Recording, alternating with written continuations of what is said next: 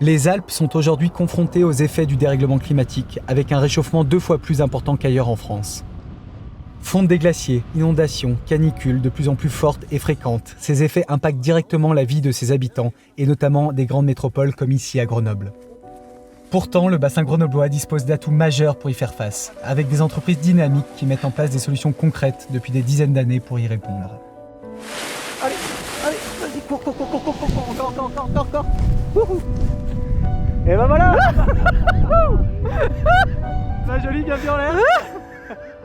Qu'est-ce que ça fait de voir les montagnes comme ça vu du haut ? C'est pas une perspective qu'on a l'habitude de voir, c'est génial. Ça nous rend petits aussi. Je dois dire que là, je suis plutôt humble en ce moment en face de la nature. Ça nous permet aussi de prendre un peu de recul et de perspective sur le monde qui nous entoure.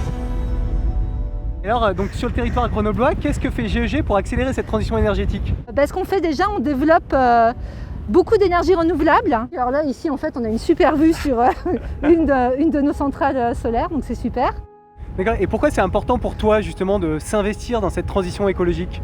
Quand en fait, on est énergéticien, avec une histoire d'ancrage local, de service public aussi, et finalement, le service public d'aujourd'hui, c'est agir et puis conduire des actions pour limiter ce réchauffement climatique. L'année prochaine, en fait, en 2022, on va produire l'équivalent de 350 gigawattheures d'énergie renouvelable.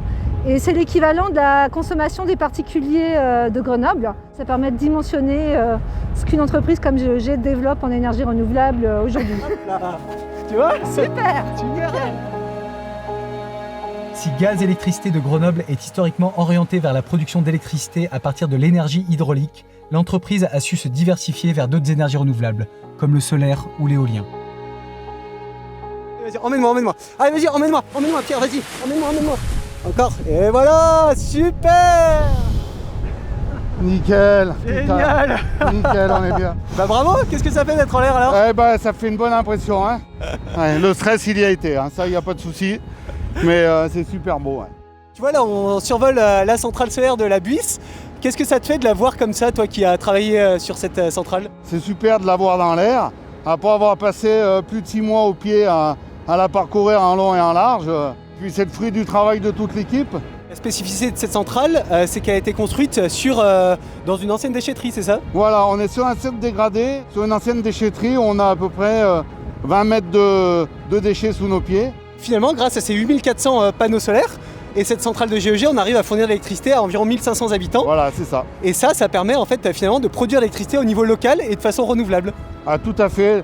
L'énergie repart directement alimenter le réseau du Pays Voironnais. Je vous souhaite une bonne année 2022. Allez au bout de vos envies. Hein. Lâchez-vous. Et faites du parapente. C'est vraiment un cadeau sympa avant de quitter la maison. C'est sympa. Merci. En s'engageant depuis des dizaines d'années dans la transition énergétique, les collaborateurs de Gaz Électricité de Grenoble montrent qu'il est possible de construire de véritables projets de territoire pour lutter contre le dérèglement climatique.